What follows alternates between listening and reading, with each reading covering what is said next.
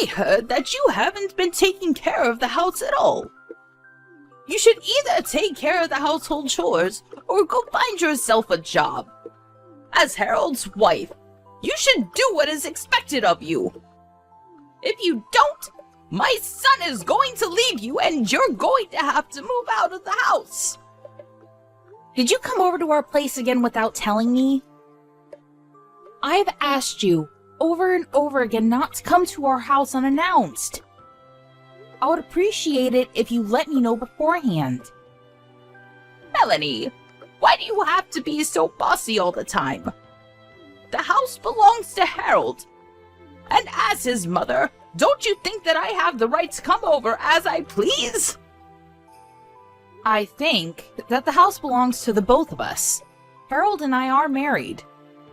Please don't treat me like I'm Harold's accessory. Harold and I are equals.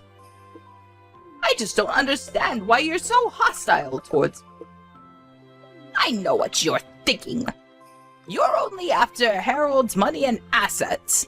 As his mother, I'm going to do everything in my power to stop you. I don't know why you're so paranoid. I'm not after Harold's money. You've got it all wrong. And I'm sorry to say this, but Harold doesn't have much money or assets. What do you mean by that? If Harold really doesn't have much money, it's because you spent it all. You're exploiting him. I don't understand where you're coming from. Why are you messaging me anyway? What do you need? I'm still working, so if you don't need anything specific, I'm going to go now.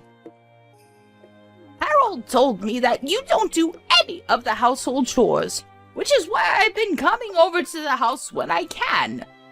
I've been making him dinner. I prepared many things today so that it will last a while, and so that Harold doesn't have to worry about making his own dinner. I made the meals for Harold, so please don't eat them yourself. You really didn't have to go through all that trouble, but thank you anyway. Harold has a lot of time on his hands, so I'm sure that he has more than enough time to help out around the house and cook meals himself. How could you say such a thing? Harold works until midnight every day. You don't seem to understand that he works really hard. I feel sorry for him. He works hard and then his wife spends all his hard-earned money. What you're doing to him is truly unforgivable. I think this is all a big misunderstanding. I'm not using any of Harold's money. It's the other way around. We're both living off of my earnings. I think it's about time you saw the truth about your son. He's not as perfect as you think. You should sit down and talk with him. Harold told me not to take your words seriously. Did he really say that to you?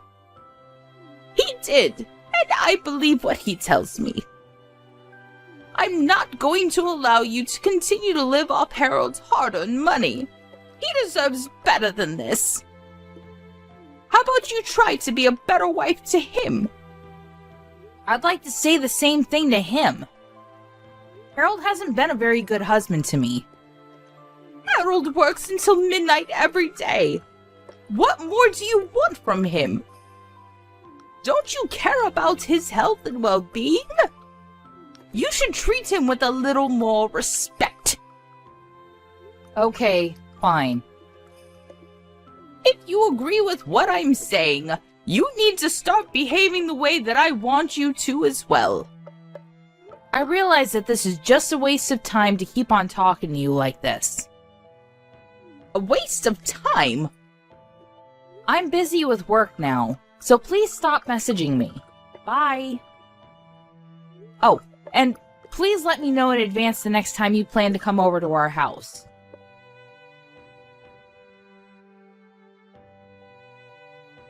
Why didn't you come home last night? Were you working through the night? That's right. I just got off work, so I'll come home in a bit. I know that you let your mother come over to our house again. I asked you to tell me when she comes over. Why did you try to hide it from me? I wasn't hiding anything. Besides, why do I have to let you know every time my mother comes over? She's my mother, not some stranger. Even if it's your mother, I like to know in advance. I don't like people showing up at our house unannounced. Well, it's my house too. I don't always have to follow your rules. It's my mother. You have nothing to worry about. Why do you care so much? I don't get along with your mother well. I'd rather she not show up at our house. Let me know the next time you plan on having her over. Okay, whatever. By the way, I need some money. Will you give me some, please? Why? What happened to the salary that you earned? It's not payday just yet. I have a couple more days to go. I need some money before then, so please. You'd better not go gambling again with my hard-earned money. I won't, I promise. You got nothing to worry about. I think that I have every reason to be worried. I won't forgive you if I find out later that you used my money on gambling. I need $1,000. I am not going to give you such a large amount of money. I'd like to make some time to sit down with your mother and talk, the three of us. I can't continue to go on like this. I need to go. Later. Just leave the money that I asked you for at home. I really need the money. Are you even listening to me?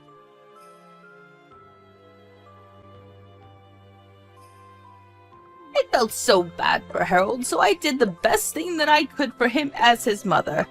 Please don't try to control him anymore. What? I realized after going to your house a couple of times, Harold needs me more than he needs you. I don't understand where this is coming from. What are you talking about? I want you to pack up your things and move out of the house. I can't have you living off Harold's anymore like some parasite. You're not making any sense to me right now. Tell me what's going on. I need you to explain it to me. You guys are divorced now. What the hell? Why am I hearing about this from you and not Harold?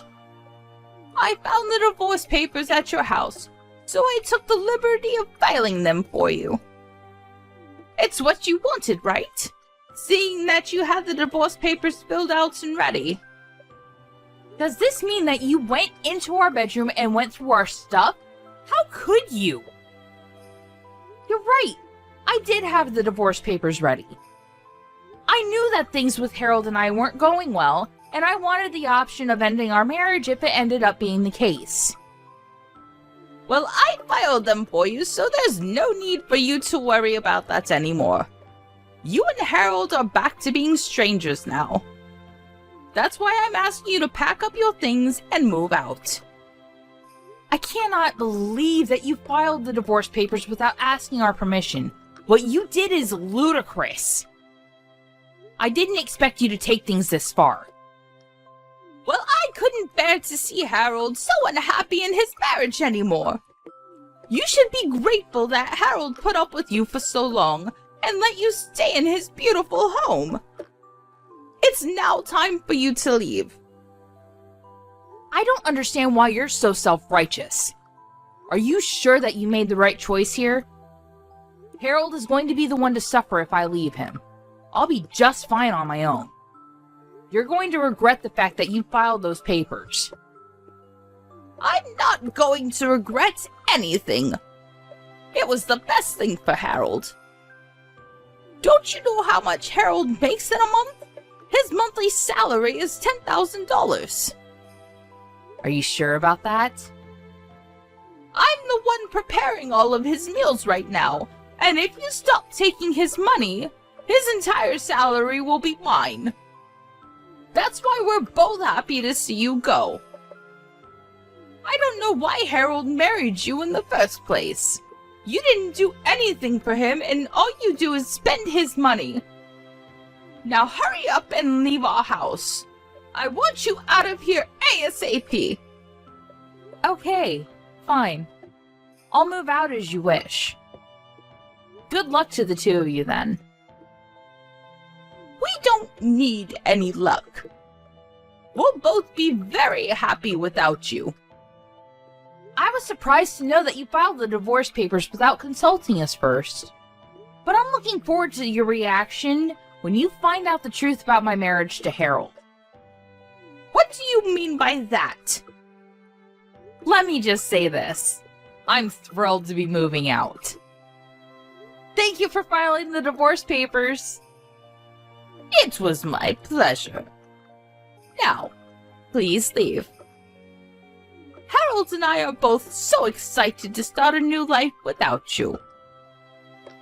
Well, good for you. It was nice knowing the both of you. Goodbye.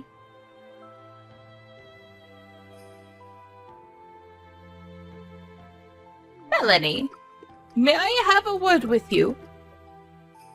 There's something that I want to check with you. I'm sorry, but I have nothing to say to you. Bye.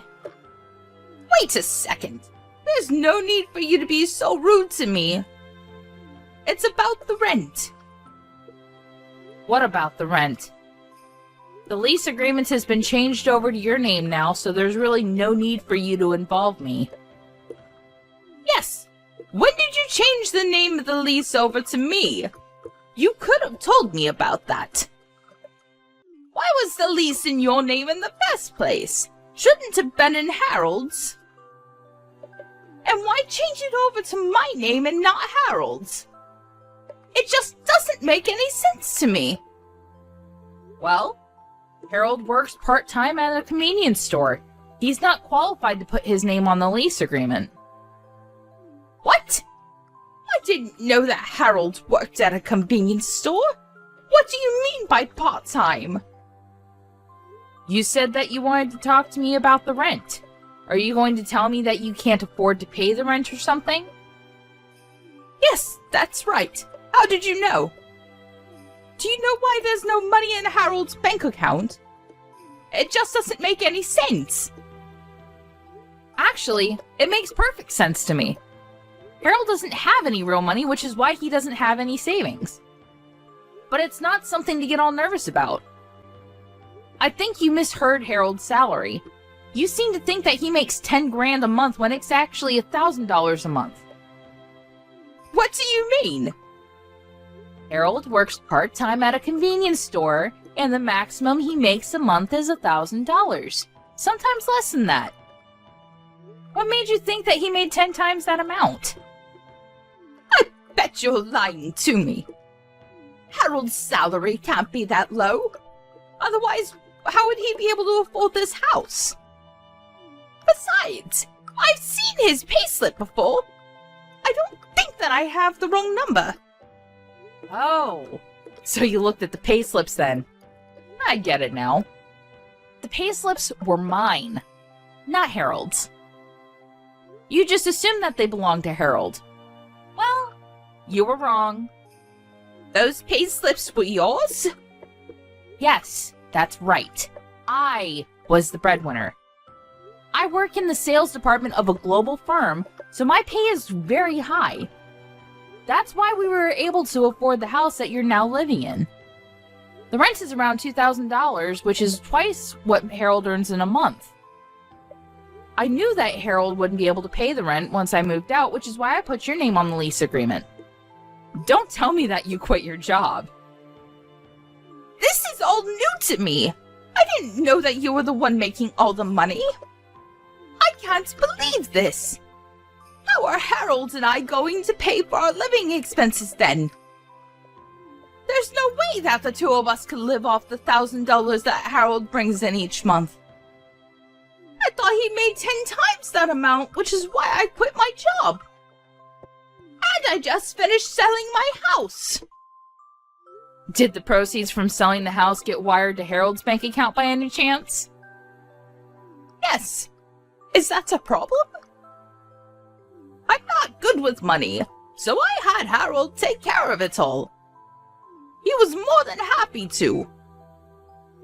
Well, I bet he's gambled all that money already. What? I have a stable job, and I have no money troubles like Harold. I didn't need him in my life to live happily. Harold used to have a good job, but then he embezzled some money and got caught. He was penniless after he paid the company compensation for the damages caused. He was also fired from his job, naturally. After that, he started gambling and borrowed money to go to casinos. Now, he has a lot of debt. When we were still married, I helped him out with his money troubles, but now that we're strangers, none of this is my concern. Why am I only hearing about this now? When did Harold start gambling, and why didn't you tell me? Well, he recently started working at that convenience store, and I thought that he was trying to better himself, but he's been going to casinos in the mornings when he isn't at work. Basically, he's using all his money on gambling. He hasn't changed his old habits. Casinos? You were so proud of Harold for working so late at night. But it's just at a convenience store and he isn't making the kind of money that you wish for. Harold isn't working long hours. He's simply in charge of the night shifts at the convenience store. I work much harder than he does and I get paid well too. I'm sure that there are college students out there that are making more money than Harold. I wish you the best of luck with everything. It seems that I had it all wrong. That's what I've been trying to tell you all this time, but you wouldn't listen to me. I'm sorry that I didn't take you seriously before. I'll pay more attention to you now. So would you please forgive us and come home? I realize how much you've been doing for Harold and I. It would mean a lot to me if you moved back in with us. And I'd really appreciate it if you could help pay the rent of this house. Why in the world would I do that after the way you treated me? No way! It is too late to try to be nice to me. I know that it's just an act and that you're only after my money. I already moved into a fabulous new place and I am very happy living on my own. I can't believe that I used to live with Harold. Life on my own is so much more comfortable and enjoyable. I should have divorced him sooner instead of waiting for you to file those papers. I'm very grateful to you for filing those papers, though. So thank you for taking care of it. You don't need to thank me for that. It'd make me much happier if you got back together with Harold.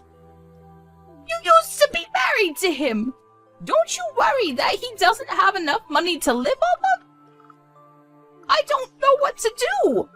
How am I supposed to pay for everything? You need to help us. Melanie, please. Well, like you said, we're strangers now, so I don't think that I can do anything for you. You told me that I was a parasite and that I should move out. I took your advice and moved out. Shouldn't you be satisfied with that? Asking you to move out was a mistake. I take it back. I'm really sorry. Please forgive me and move back home. I'm sorry, but it's just too late. There's not anything you can say to change my mind. Please figure things out with Harold. I'll stay out of your life like you wanted me to. Goodbye now. Harold is a new parasite in your life. Enjoy!